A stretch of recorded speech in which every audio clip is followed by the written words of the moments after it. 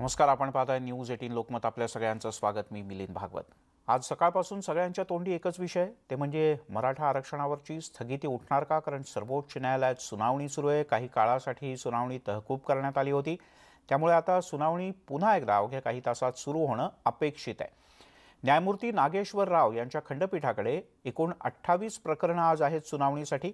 त्यात मराठा आरक्षणाच्या याचिकेचा दुसरा क्रमांक होता, पण त्यावेळेला सरकारी वकील मुकुल रोहतगी हे न्यायालयात उपस्थित नव्हते ऑनलाईन सुनावणीला. त्यामुळे न्यायालयानं याचिका पासओव्हर केली. म्हणजेच आजच्या अन्य याचिकांची सुनावणी झाल्यानंतर या याचिकेवर सुनावणी होईल.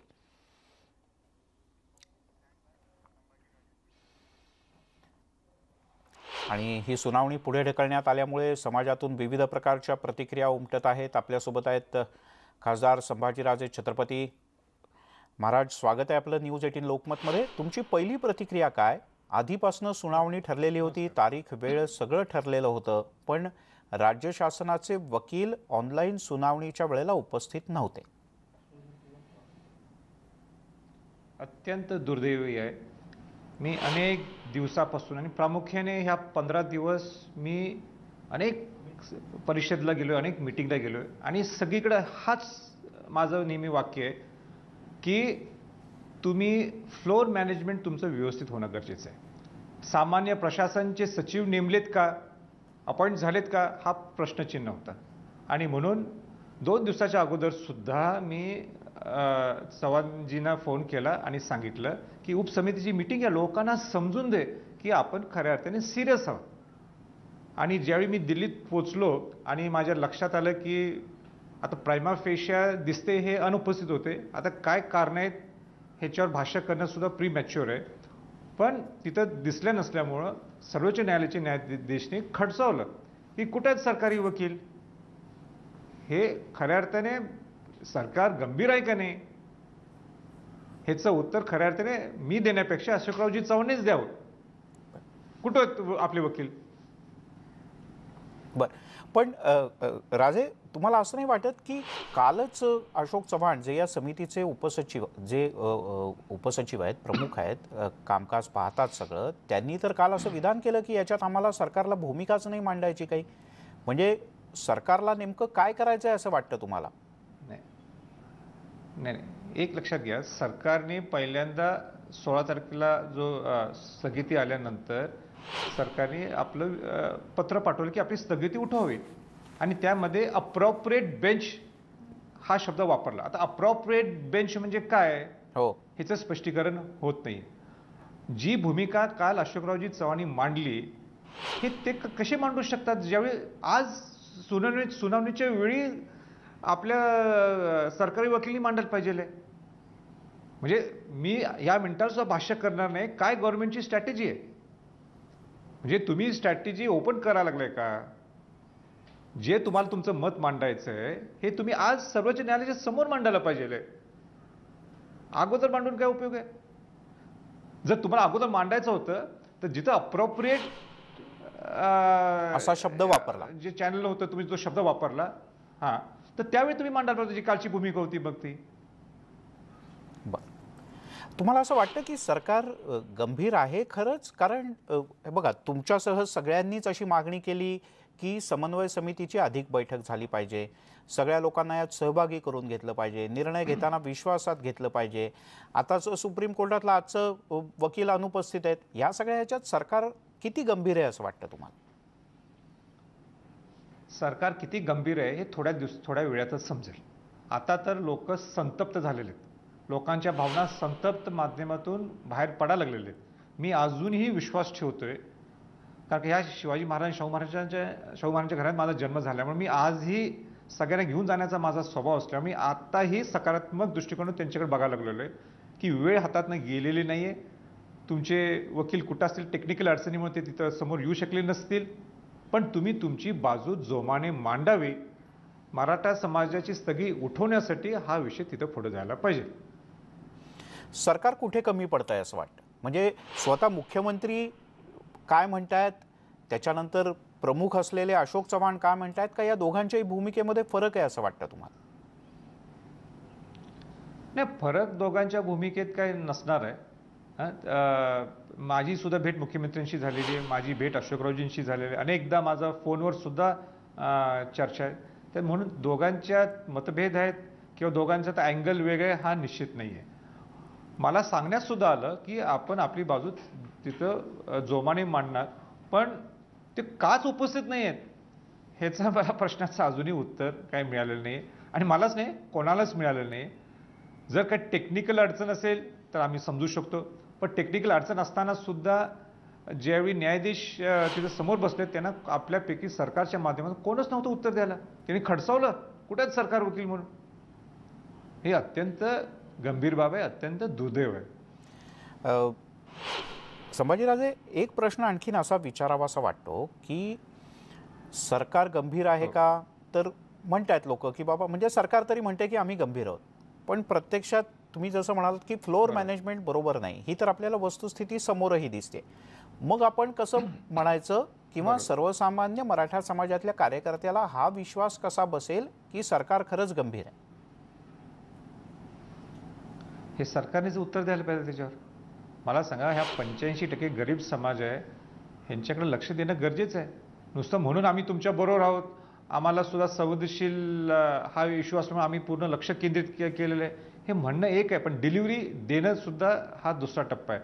तर आज प्रथमदर्शनी जे डिलिव्हरी देण्याची वेळ आली होती त्यावेळी ते तिथं नसल्यामुळं मराठा समाजामध्ये संतप भावना निर्माण झालेल्या आहेत. आत्ता ही वेळ गेलेली नाही आहे की अशोकरावजी चव्हाणांनी हे तर लक्ष घालायला पाहिजे. मगाशी अशोकरावजी चव्हाणांनी सुद्धा असं स्टेटमेंट केलं की जे माझ्यावर आलं की आमच्यावर विश्वास नसला तर मराठा समाजाने आपला वकील नेमावा. हे काही बरोबर नाही ना. सरकार तुमचं आहे, तुमची जबाबदारी आहे. माझी जी भावना आहे ही पूर्वीचं सरकार ज्यावेळी होतं, जे माजी मुख्यमंत्री जे आज विरोधी पक्ष नेते, त्यावेळी सुद्धा माझी भूमिका हीच होती स्ट्रॉंग. आता ही भूमिका माझी तीच आहे. मराठा समाजाला आता गृहीत धरणं. अशोक चव्हाण याच्यातनं बोटचेपी भूमिका घेत आहेत असं वाटतं? काय कळत नाही मला. आता ते माजी मुख्यमंत्री आहेत, त्यांना अनुभव आहे ॲडमिनिस्ट्रेशनचा. मी अनेक ठिकाणी एवढं भाषणात मी एवढं बोललोय, अनेक मिटिंग्समध्ये बोललोय, माझा जीव धोक्यात ठेवून मी सगळीकडे गेलोय, पण हे समाजासाठी गेलोय. ते काय तो काय फार महत्त्वाचा विषय नाही. ते माझे सुद्धा अनेकदा त्यांच्या मिटिंग झालेले आहेत, पण आम्हाला खरंच मी आता थकून गेलो. मी सांगतो, म्हणजे किती बोलायचं, तेच तेच तेच बोलायचं, तेच भाष्य करायचं, तेच लोकांना समजून सांगायचं, सगळ्यांनी एकत्र आणायचं, सरकारच्याकडे जायचं, म्हणजे नाही. म्हणजे आता काय काय बोलायचं, म्हणजे मी थकलोय अक्षरशः. म्हणजे किती शिवाजी महाराज शाहू महाराजांची भूमिका किती मांडायची, का बहुजन समाज न्याय कसा देता येईल हे मी कितीदा बोललोय. मी आता बस झालं, आता म्हणजे माझा पेशन्स संपलं आता. म्हणजे आता ठीक आहे, काय बोलणार. नाही, पण मग हे सरकारला प्रश्न तेच उत्तर त्याचे. पण मग हे सरकारला कळत नाही, सरकारी अधिकाऱ्यांना कळत नाही का जे संबंधित मंत्री आहेत त्यांना हे कळत नाही? म्हणजे कुठेतरी गृहीत धरलं जात आहे असं वाटतं तुम्हाला? झालेले आहेत मी सांगतो. नाही, आता मला नक्की माहित नाही, पण परवापर्यंत सामान्य प्रशासनचा सचिवच नेमला नव्हता. जो हे जे सामान्य प्रशासनाचा सचिव हे सगळं कोऑर्डिनेशन करतो, वकिलांचं असेल किंवा सरकारचं असेल. आता काय म्हणजे मला कळत नाही. त्यांनी लवकरच्या लवकर आता सुनावणी लगेच सुरू होईल, तिथे लक्ष घालावं. ह्या सगळ्या प्रश्नाचे आज खरं म्हणजे तुम्ही मला पकडल्याने मला प्रश्न विचारायला लागलाय. खरं म्हणजे तुम्ही अशोकरावजींना पकडायला पाहिजे होताच. अशोकरावजींनी याची उत्तरं द्यायला पाहिजे. कुठे आहेत त्यांचे वकील, कुठे आहेत सरकारचे वकील, का गायब झालेत, काय टेक्निकल अडचण आहे का त्यांची, काय आणि काही प्रॉब्लेम निर्माण झाला. आज सर्वोच्च न्यायालयाचे न्यायाधीश खडसावतात. म्हणजे हा आपला अपमान आहे महाराष्ट्र सरकारचा. महाराष्ट्र सरकार त्याला म्हणजे काही उत्तर देऊ शकलं नाही. एक माणूस नाही त्यांचा सांगायला की ही अडचण आहे, ही टेक्निकल अडचण आहे. पण प्रायमा फेशा त्यांच्यावर बोट ठेवणं सुद्धा फार इनॅक्च्युअल स्टेटमेंट होईल माझं, म्हणून मी गप बसलोय. बघू आता थोडे वेळ वाट पाहू, वेट अँड वॉच. महाराज म्हणून, खासदार म्हणून संधी देताय. तुमची भूमिका ही कायमच संयमाची किंवा समजुतीची भूमिका राहिली, सगळ्यांना बरोबर घेऊनची भूमिका राहिली. पण जेव्हा असं वारंवार होतं, आता जर तरला काही वेळेला उत्तर नसतं महाराज, पण तुम्हाला असं नाही वाटत की आजच्या नंतर आज समजा संध्याकाळी पुन्हा वकील आले नाहीत किंवा वकील आले पण परत एक 8-15 दिवसानंतरची तारीख पडली तर या विषयातला तिढा सुटायचा कसा? नाही, मराठा समाजच ह्याचा निर्णय घेईल. म्हणजे मला तर इतकं म्हणजे म्हणजे माझ्या मनात, हृदयात अशा गोष्टी बऱ्याच चालल्या आहेत की अनेक ॲडमिशन्स हे करोनाच्या महामारीवर सुद्धा अडकलेले आहेत. हो. पण लोकांना आता असं वाटायला लागलं की मराठा समाजाच्यामुळे आमचे ॲडमिशन्स अडकलेत का? म्हणजे हा मेसेज सुद्धा चुकीचा जायला लागलेला आहे खाली. बरं, आपण नुसतं मराठा समाजासाठी सगळ्यांच्या ॲडमिशन थांबवू शकत नाही ना आपण. करोनाचं महामारी हे कारण असलं तर मी मान्य करू शकतो. हो, मी तुम्ही जो मुद्दा आत्ता उपस्थित केला त्याचकडे मी खरं तर येणार होतो. कारण 2 दिवसांपूर्वी न्यूज 18 लोकमतनं 11वीच्या अडलेल्या प्रवेशाचा मुद्दा दिवसभर लावून धरला होता. ती आमची त्या दिवसाची वृत्तमालिका होती आणि त्यातून असं लक्षात आलं की काही वकिलांनी असं स्पष्टपणे म्हटलंय की सुप्रीम कोर्टानं प्रवेश थांबवले पाहिजेत असं आपल्या आदेशात कुठेही म्हटलं नाही. त्यांनी फक्त आरक्षणाच्या विषयात उल्लेख केलेला आहे, प्रवेश थांबवा असं म्हटलेलं नाही. पण राज्य सरकार कदाचित धीर घेत नाहीये, राज्य सरकारला धीर होत नाहीये, प्रशासन तेवढं धाडस दाखवत नाहीये आणि प्रवेश थांबलेत. तुम्ही म्हणालात तसं खरंच काही जणांना असं वाटायला लागलंय की मराठा आरक्षणामुळे आणि की आंदोलनाच्या विषयामुळे राज्यातले 10.5 लाख विद्यार्थी अजूनही प्रवेशाच्या प्रतीक्षेत आहेत. शैक्षणिक वर्षच सुरू झालेलं नाही त्यांचं. नाही तर म्हणजे बोट मराठा समाजावर दाखवा लागलेले आहेत, हे चुकीचं आहे. आपण एका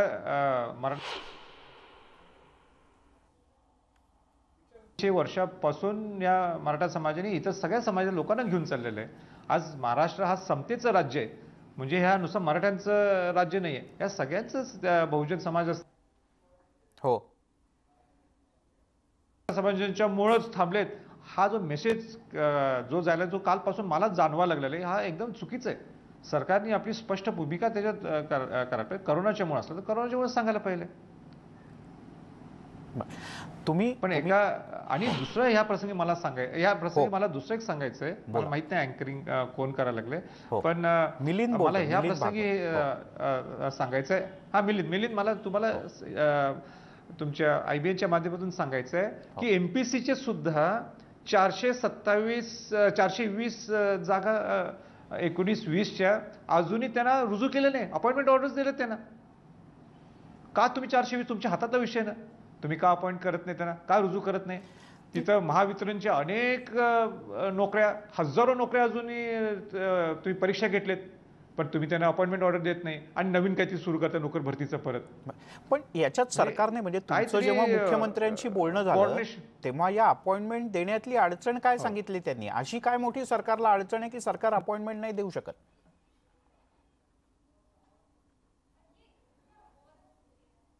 अजितदादा होते, मुख्यमंत्री होते, त्यांना उत्तर नव्हतं. आज त्यांनी उत्तर दिले. काल काहीतरी अशोकरावजींनी म्हटले की ज्यांचं जे 420 मुलांचं जे अडकले ते नुसते मराठा समाजाचे नाही आहेत, मराठा समाजाचे नुसते काहीतरी.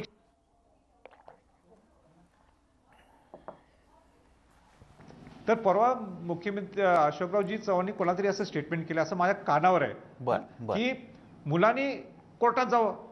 सरकारने जाईल बरं कोर्टात, मुलांनी काय जायचा संबंध आहे? बरोबर, अशी बेजबाबदार वाक्य चुकीचे आहेत. बरं, शेवटचा प्रश्न महाराज, तुम्हालाही जायचंय, व्यस्त आहात तुम्ही आणि पुढच्या काही वेळात कदाचित याचिका सुद्धा सुनावणीला येईल. आपलं सगळ्यांचंच लक्ष आहे आणि आपल्या शुभेच्छा आहेत की हा तिढा सुटावा, तात्पुरता आरक्षणावरची जी स्थगिती आहे ती उठावी.